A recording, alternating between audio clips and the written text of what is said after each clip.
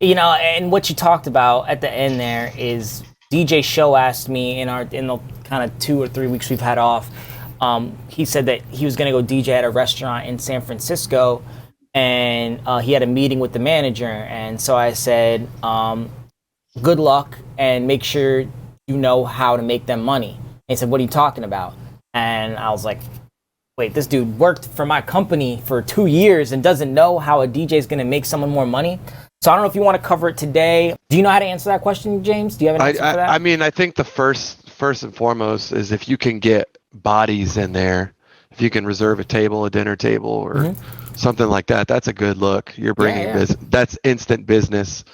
That's covering part of your DJ fee potentially or more. They're going to look at it like, man, like this guy's paying for himself with this. But also, if you don't know a bunch of people in the area, if you're traveling and you're getting a gig or whatever, definitely tagging them, showing that you're, or while you're there, meeting people.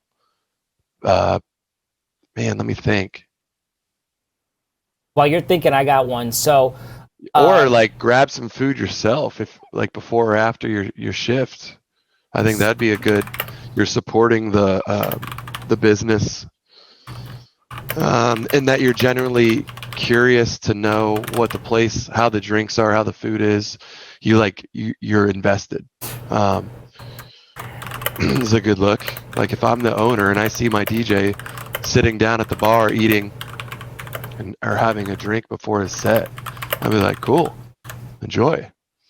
I definitely agree with that. I would say, so DJ Show is going into his meeting, right? And if I'm interviewing a DJ, let's say I have an establishment, it's a lounge, it's a rooftop, it's high-end drinks, and I need a DJ to, I don't even know why I would need a DJ, so I have to prove to them. So I would say, hey, listen, I can set the vibe. When someone comes to Corrupt's bar, they're gonna walk in, and it's gonna feel different than if they were gonna go to a Mike's bar or a B-Funk's bar or a Josh Staley bar. It's gonna feel different, and the music's gonna elevate the ambiance in there, and that's going to give you a higher end feel, which is something that I think you're looking for based on your brand. The other thing I'm going to do is I'm going to keep people there.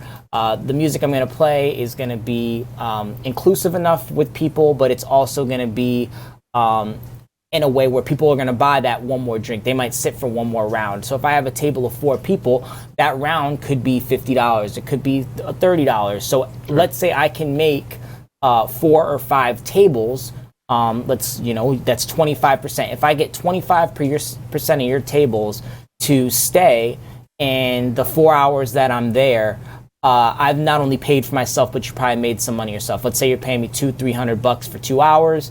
In 2 hours, I keep 5 tables there for one more round of drinks. There's my fee plus a little extra. You've just now made money by hiring a DJ. Not also talking about, I brought a table, so they spent money.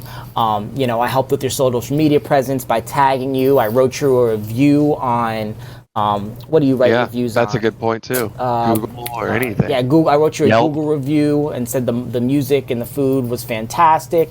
I've showed that I spent my own money at the establishment. After my set, I stayed for a couple of drinks with my friends. So you really have to think about, when you're going into a meeting, don't talk about DJ shit. You need to talk about what they're looking for from you. They need to make money. Like, James, when DJs talk to PD is more involved than the average owner, in my experience. Yeah, 100%. And even PD, when you're speaking with PD, are you talking DJ language, or are you talking like, you're talking bar language. You're talking to him like an owner. You're not talking to him like you would talk to Pyro or Raiden or any of the other guys, right? I'm not putting words in your mouth. No, 100%. I mean, he already knows what he's getting out of a DJ. Like, that's not why you're meeting. So yeah, that was definitely a professional take. I'm ready to hire you at Corrupt's bar whenever you're ready. Right.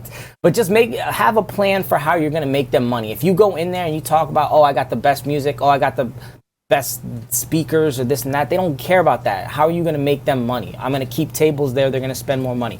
Okay, cool. Now we're talking the same language. Let's go. Don't come in there talking about how you're going to scratch. Don't go in there talking about how, you got the, actually one thing that is good is talk about how it's going to make their establishment look.